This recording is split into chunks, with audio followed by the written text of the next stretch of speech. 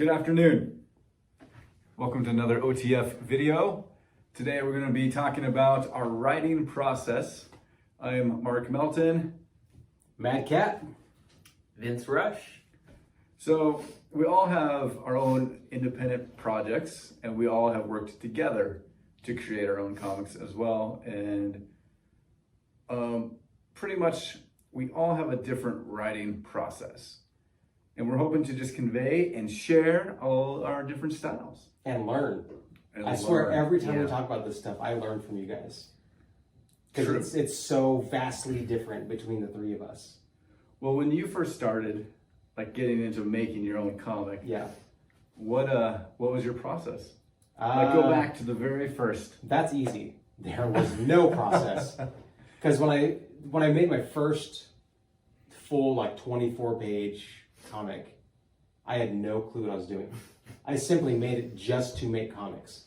So did you draw it out first and then write script later? No, I sat down and in about 3 hours I wrote a script. Nice. And it was terrible. And then I thumbnailed it, and then I went to the final pages, and then I penciled, inked, colored, lettered. So I did everything in that order, Right. which is very different from what I do now.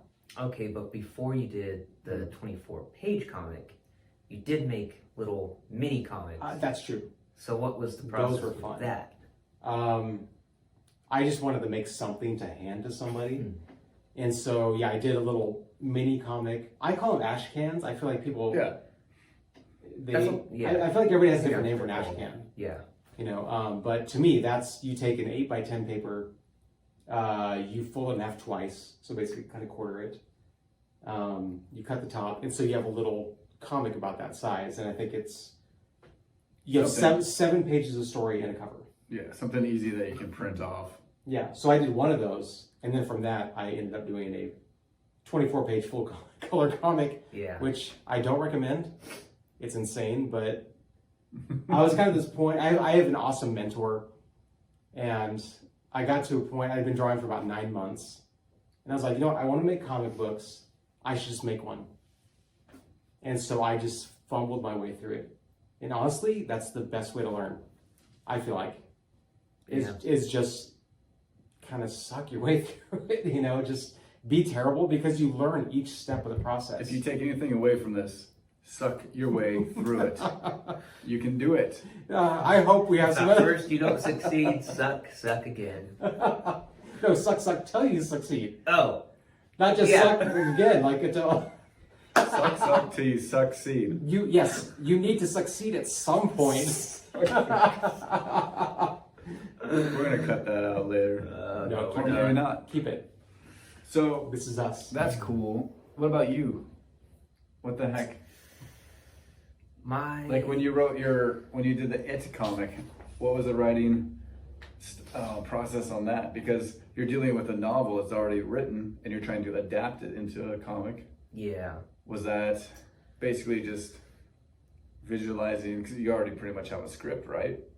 Yeah, because I just did the Georgie scene from It, and as I was reading that, well, I printed out actually the first however many pages that scene was, and then Like from the book itself? from the book itself, Okay. and visualized each part of that as a page, and just trying to find where there would be a good page break for a comic.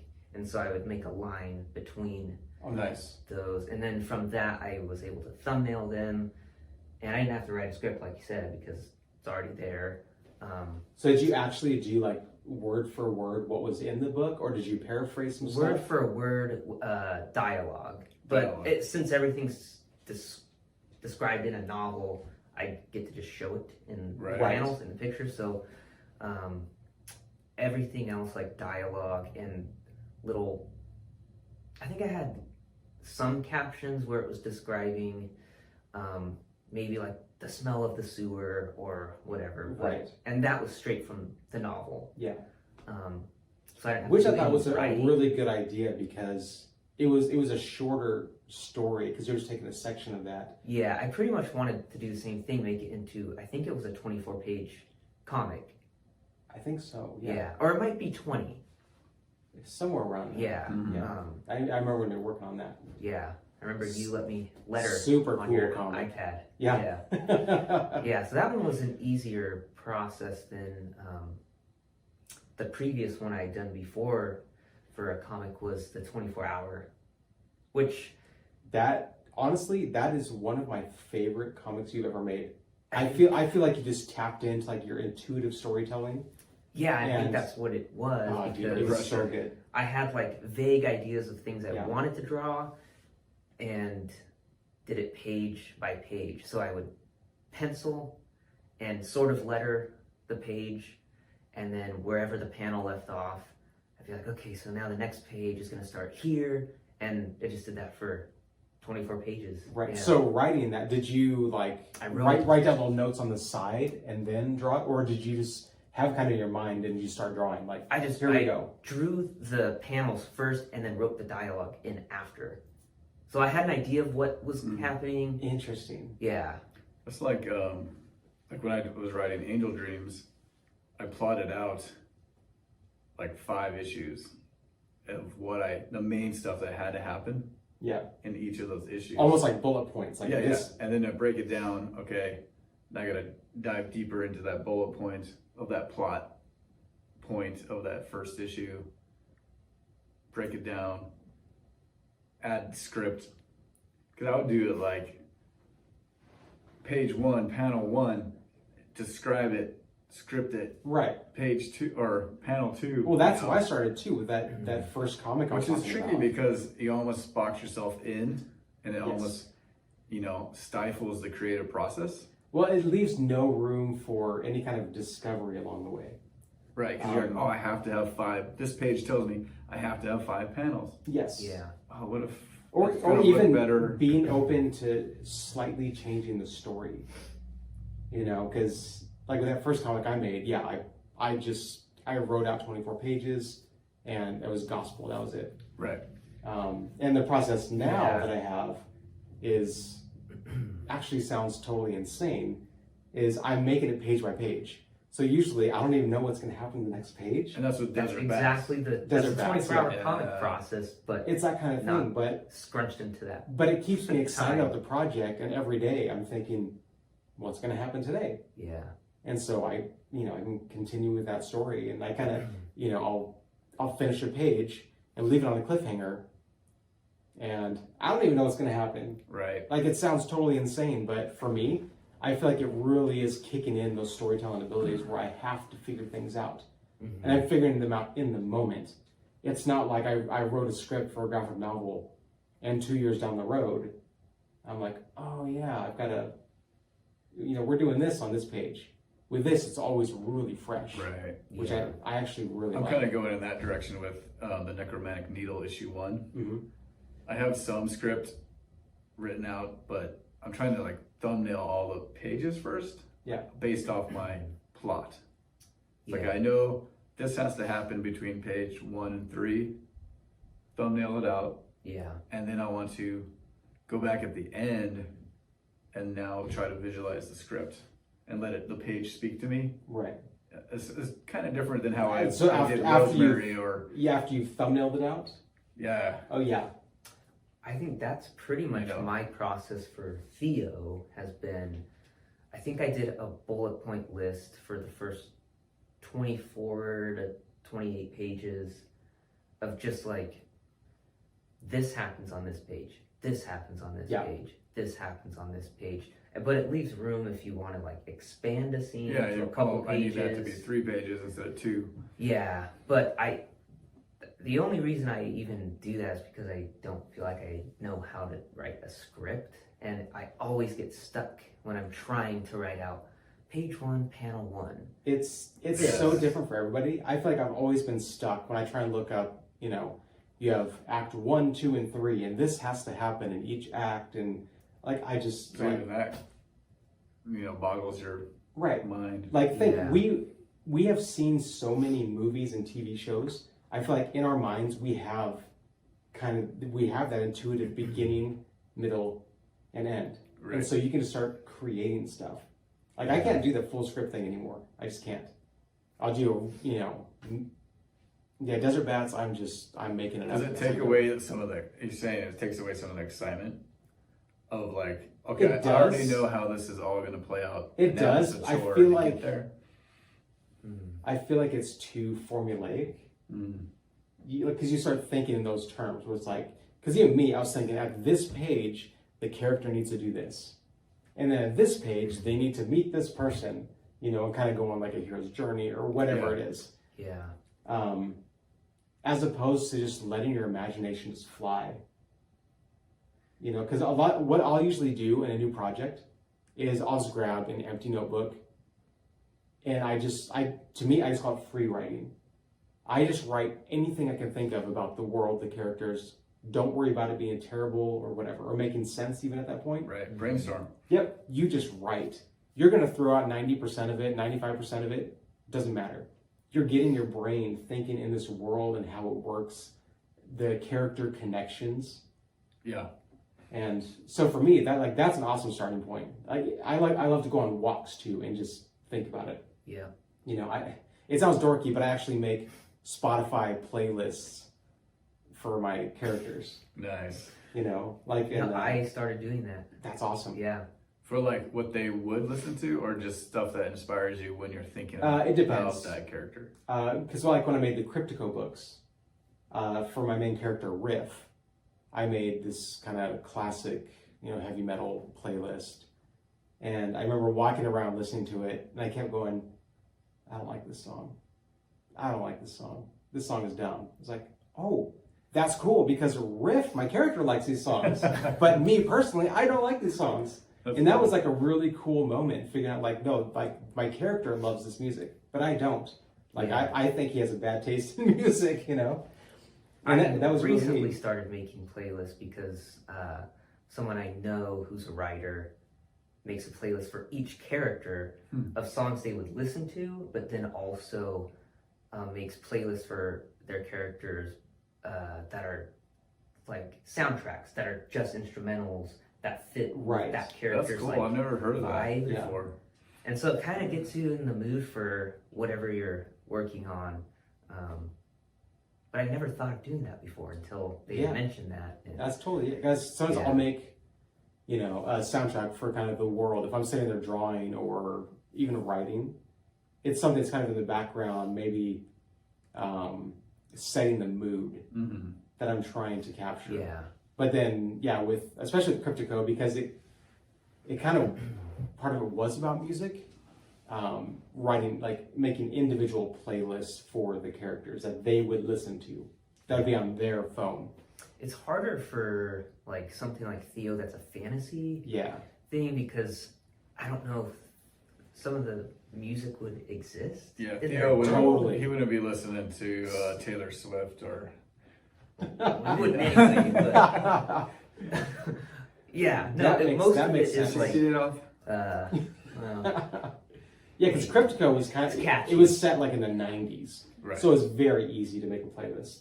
But something like that, I could something like that definitely was see. disconnected from our world a little bit. You'd be tapping It's into more more like like- musical theater scores or Yeah, movie more scores, like movie soundtracks. scores Yeah. or I could see, theater- with Theo, theatrical scores. more setting the mood. Yeah. Not so much, this is what Theo would listen to. He Yeah, likes and there's Nickelback. certain songs that are like, certain genres that have a particular feel that I'll add to the playlist. Yeah. Even if that song wouldn't exist, but it has like the same feel of the story. If that Yeah, makes that sense. totally makes sense. Like dark feel for certain scenes, or I don't know. Well, anything you can do to kind of trick your mind to get into the moment of the scene or the book or whatever it is, I Do think you- it'd be super helpful. Yeah. But do you guys ever struggle with like becoming the character? Like in Rosemary, like Mr. Moon is so kind of sadistic and playing both sides, good and bad, and like getting your mind into how is he talking, and not just making every character sound the same. That's a tough. And That's it's a like, tough. One. like bland. Rosemary sounds the same as Mr. Moon as tick and talk, and all my characters Yeah. like, no, I got to give them some kind of personality. Yeah. I struggle with that. I haven't really had a lot of experience writing dialogue yet because I'm Right. still in the thumbnail stages of Theo, and for some stuff I sort of know what they're talking about, but I don't think I've given them a voice. It's almost you got to But in my- get into role playing. Yeah, and I kind of do have an idea of their personalities, but as far as writing that out, I don't know what Yeah, that well, looks just the like. more content you create, I don't really like that word that much, but like the more you create in that world, you get to know those characters more and more and how they interact with each other and with the Yeah. world. But what you're talking about, what I found very interesting is especially being like when I was a really new writer, I would kind of always take myself and make myself the hero. Right. You know what I mean? So it's like I didn't want that hero to do anything bad. I want them to be like an awesome person. Right. Because that's how we want to portray ourselves. You know, that we're like great people and we're awesome and stuff. But kind of learning with some villains more lately, being like, you know what? I can actually tap into this darker side of myself that I don't necessarily like. And let that loose. And on be like, paper. you know what? I'm not the hero. Maybe I'm the villain.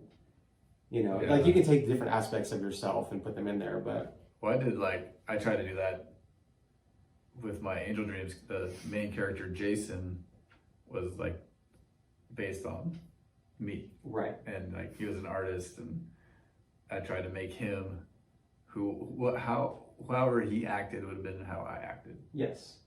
And then all the other characters are just made I think up, it's just but- natural too, Yeah. because you know, writing is hard. I It think is. that's the main takeaway from our video on writing. Like it's really difficult. You know, we've made a lot of projects now, and I feel like every time But sometimes I have a like different process. that motive or just like that inspiration hits you. Like when I wrote my Necromantic Needle Zero script, it just like, Yep. And usually I just started going, and it just all came out. That's And it was like- you have to capture that And I just inspiration. in the visualized moment. it. Each panel, each page, I just like got it. Yeah. But then I'm struggling with the next issue. It's not flowing as easy. Sometimes, Yeah. honestly, even like I am right now, you have to kind of step away for a minute to Mhm. become re-inspired. You know, pour yourself into something else for a little bit. Like for me, that's what I have to do. Like right now, I'm pouring into like role-playing games, Yeah, and which just helps the process too. it really does because you're still creating, you're still being creative, but you're shifting that focus for a little bit. And I don't know about you guys, but for me, I feel like when I shift back to comics after a different creative endeavor, it helps me level up big time. I come back refreshed and I have more ideas. I'm ready to go. And I feel like I level up. Mm. And it's frustrating. Like I watch you guys and you guys can just create. You can just keep making comics and go. Me, I go hardcore and then I burn out. Right. And then I'm back and then I burn out again. Yeah. And I've learned it's okay. It is okay. Yeah. It's frustrating though, because I want to just be consistent. Like, no, I always do this, but I have so many ups and downs. Yeah. But at the same time, when I look back over my body of work, I have a lot of books, Right. Yeah. you know? And you're printing and you're producing. And Right. And even now, like in this time that, that like I'm not making a lot of stuff. He has a comic that has to get printed soon, or we're going to kill Yes. him. Hold It's him. only been 7 years in the making. There's thumbnails for proof. There's Yeah. stuff. All right, check this out. And it's going to be awesome. That's the thing. Theo is coming. Yes. It's going to be fantastic. But Actually, at with this, with Theo Yeah, go ahead. too, I was just gonna say,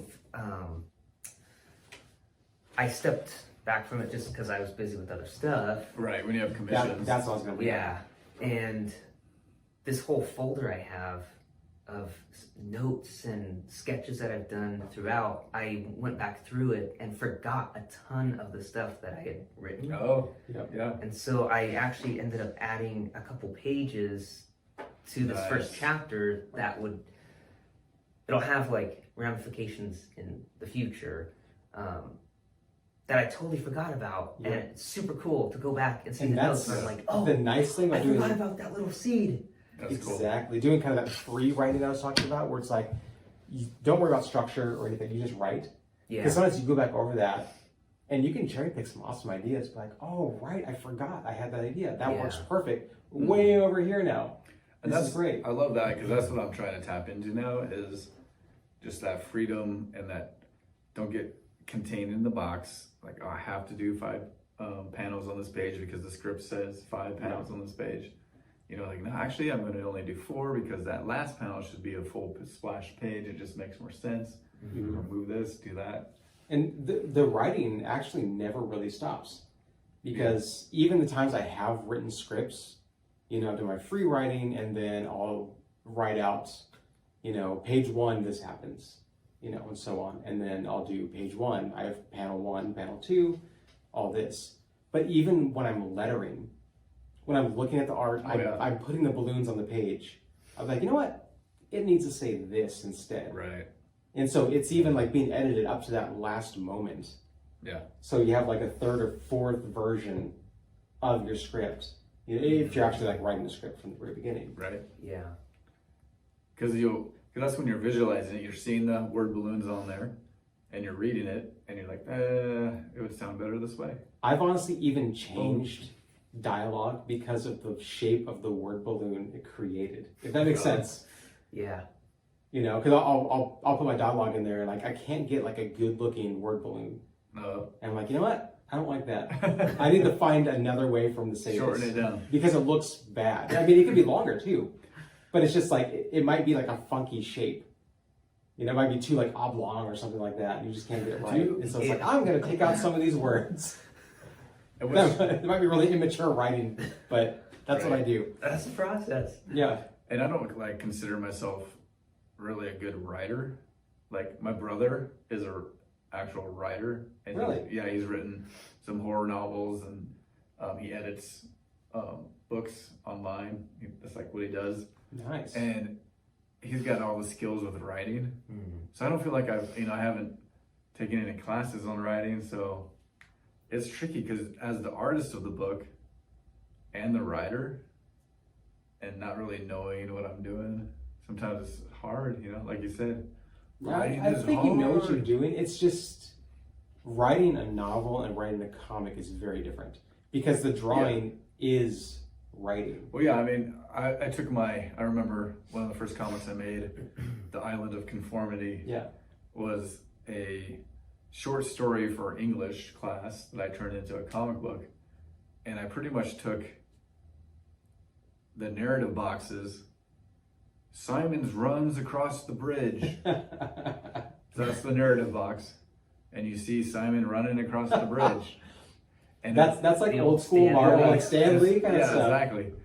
But I think those are the comics we go back to, is those old school And they're comics. fun. They're fun. That's I'm actually tapping That's right back there. into that a little bit with Necromantic Needle. I want to Yeah. go totally old school Yeah, Marvel right. cheese. But see, the thing is, like, going into it, writing that, you're realizing it's not out of ignorance. Like, I don't know what I'm doing. right? You're bringing that element in because it's fun, and because you'll read it, like, kind of get a little giggle, be like, So Yeah. cheesy. like this is old, like Stan Lee, Yeah, Marvel kind of stuff. because they would do, if I remember correctly, they would do all the art based off the pretty much rough plot, yeah, Yeah. and then go in and just letter.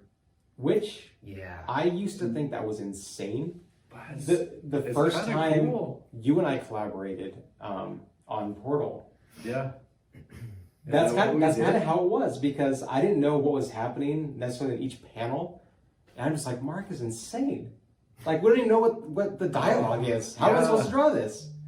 And then, Oh, that's right. Then we came back and scripted well, after the art. we was done, both right? made a script. Remember, we're like, Oh yeah. because we're like, okay, let's separate. It's like, you write a script for what we just created, That's right.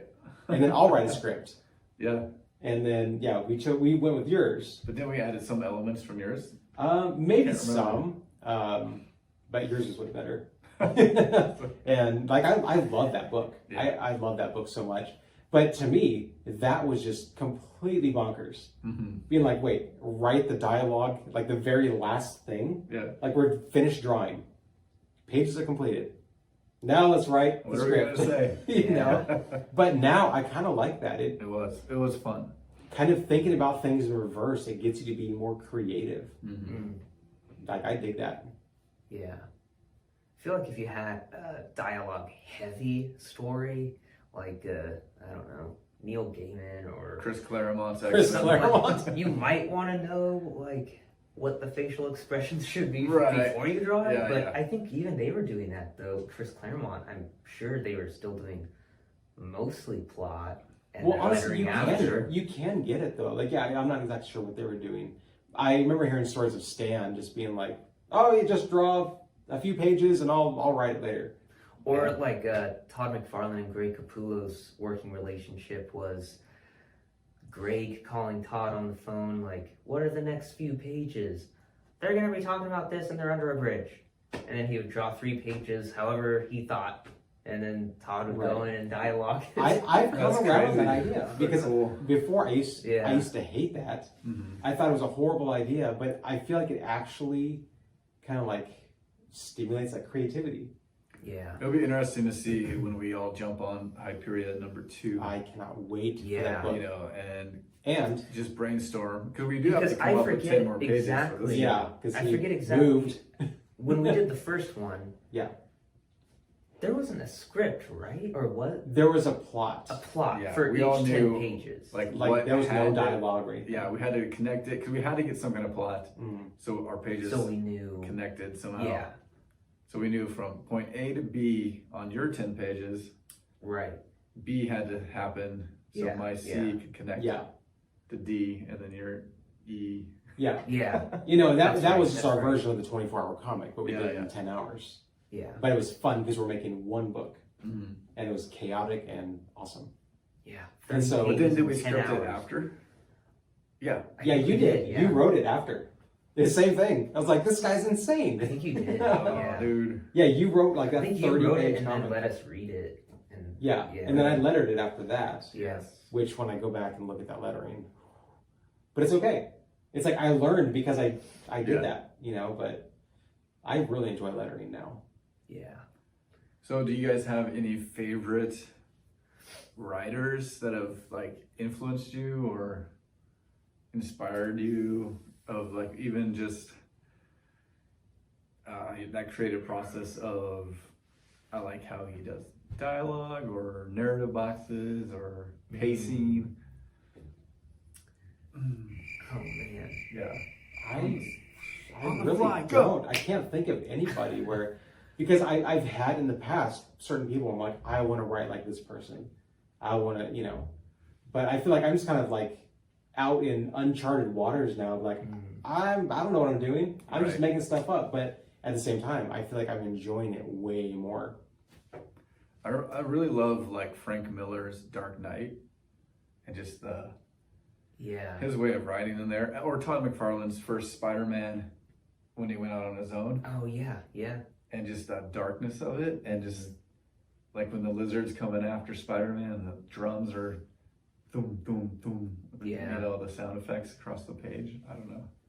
I So I was always gonna bring visualize up, like more of maybe it's just that dark side of me. I don't know. The Stephen King I get it. horror elements. So do you feel like Yeah, every yeah. time you're writing, or a lot of times you're writing, you're tapping into like I feel that like series? I don't know every time, but I think like with what I'm writing now for Necromantic Needle 1, since I'm reading so many of the old school Marvel comics Mhm. right now with the Epic collections, yeah. that I'm definitely tapping into Stan Lee. Right back there. Oh yeah, Stan Lee is like so fun. Yeah. I like So that. it's like branching me out of like, oh, I want to try to make this dark and brooding. Yeah, And now it's like, oh no, I just want to make a goofy superhero comic and make it fun. with a lot of blood. Yeah, you have a lot of blood in your books. Yeah. I It think for disturbs my me- son sometimes when I'm lettering him. One of the comics that I have been really inspired by that you showed me, actually you showed me this creator, because Space Mullet, Oh, Daniel Warren Johnson's writing. so good. and pacing and just everything he did in Space Mullet was so perfect. And that was his first stuff. Well, it's Yeah, He's just immediately good at it. and Yeah. he like did like rough scripts, I think, right? For that rough scripts. Yeah, from what I remember, he was just And kind of like, just yeah, I kinda kind of went have with this it. in mind, and then I just kind of make it up. And, Yeah. and it's awesome. So So read Space Mullet. I think it's even free online. Space Mullet. space-mullet.com. There we go. We'll put a link somewhere. Right there. Put it right there. I want it right there. No, right here. But you were talking about pacing, Yeah.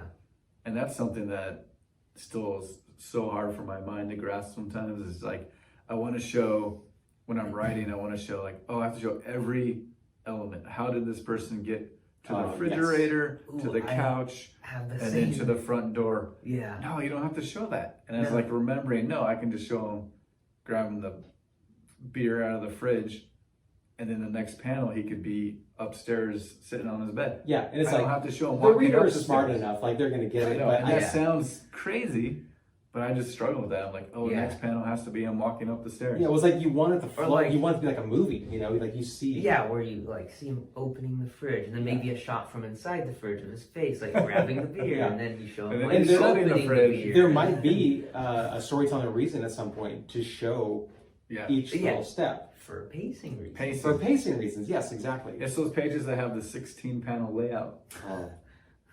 That's Don't even give me a favorite 9. panel You have 9 layout. panel grid. Don't do it. Don't I'm do gonna do it. that on my next Rosemary page. 9 panels. I will. No. You have to find another letter for Have that you one. guys ever thought about?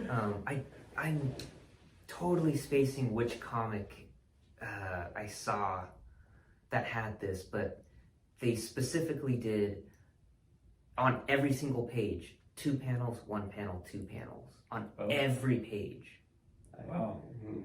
and I feel like in some ways that could be freeing because you know exactly how the Yeah. page is laid out.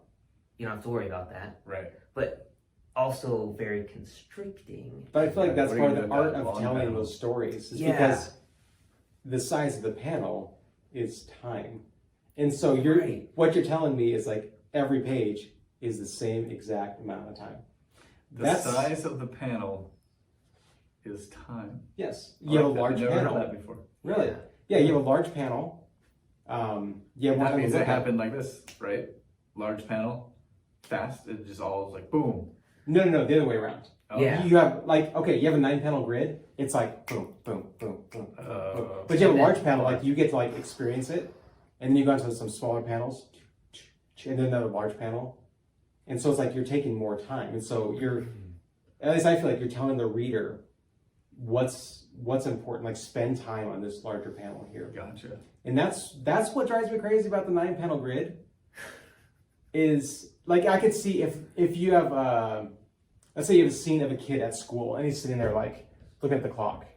Right. 9 You wanna panel grid. Convey that boredom. Yes, because if let's say you convert that page into music, it just sounds like somebody on a snare drum going bap bap bap bap bap. It's the same thing over and over, as opposed to having a full drum kit, Ba, ba, ba. having an awesome drum beat. Sweet Caroline. Yes, we're big Neil Diamond fans. Da, da, da. Does that make sense though? Yeah. Where it's like it I've adds never like heard it that way, but yeah. rhythm and movement. Phil and- Collins. I think that was like an 80s drum machine you just did. It was. But yeah, that's kind of how I think about it. It's like if you think about it as music, you have like 9 panel grids, it's boring. So if you're showing somebody bored or something kind of monotonous, I Right. feel like it's appropriate. And I've also read stuff back in the day where with some of the writers and creators, they just wanted to fit more story into each Yeah. issue. Because they're like, yeah, we want to give people their money's worth, which I get that. Some of the, I'm reading I the just early don't Black like it. Panther right now, Yeah. and he's got some crazy. I don't remember the artist's name, but there's some crazy. It's not like the same panel, but it's like not. It's 12 panels, but they're just. All right, sorry about that little hiccup. Matt was talking about flat Earth. Oh, don't do that. Cut that out. Yeah, that's good. Hey, sorry about that little hiccup. Vince was talking about. I don't know. He doesn't even know. I don't remember. Well, so I hope that you gleaned some cool information from this video on writing. Yeah. Kind of just how we jump into it, what we do, our process. Yeah. I'm thinking we should talk about our thumbnail process next in the next video. Absolutely. Kind of that natural next step. Yes. But also, if anybody's watching and they have a totally different writing process or anything like that, I want to know what you guys think as well. Yeah, hit us up in the comments. Yeah. Because we've been working together for a long time and, we have a lot of differences. And, I'm sure if you guys are making comments out there, you have some cool ideas too. So we want to learn from you. Hopefully you learned a little bit from us as well. Yeah. Sweet. Don't forget to like, subscribe, and we'll see you next time. OTF. OTF.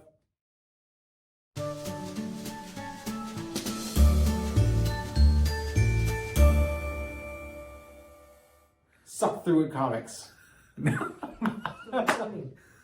why I'm doing it. Oh. Yeah, you look really cool. I'm totally cool, man. What's the problem, man? Gotta draw a character. I'm having a hard time. Which character? Wednesday Addams. Everyone loves Wednesday Addams now. Everyone loves Wednesday Addams. Charles Addams. They don't know who he is, but they love Wednesday Addams. Tell me about it, posers. Anyway, I wish I was like Mark Melton. You ever see his stuff? He's great.